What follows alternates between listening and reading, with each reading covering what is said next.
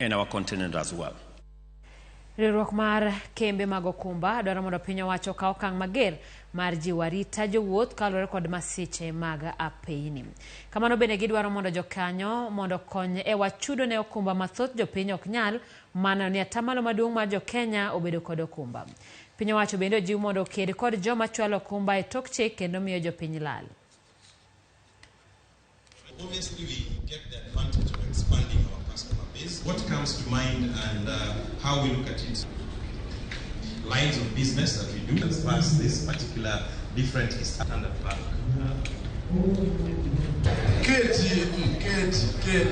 Tumeona ajali za barabara zimeendelea kuongezeka.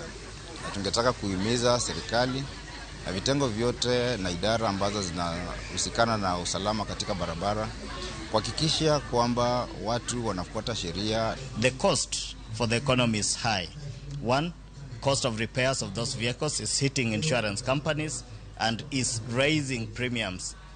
One thing, every aspect of insurance, where the claims go up, the cost in premiums will always go up. So the burden is borne by the consumers of insurance. Number two is that we are losing so many people.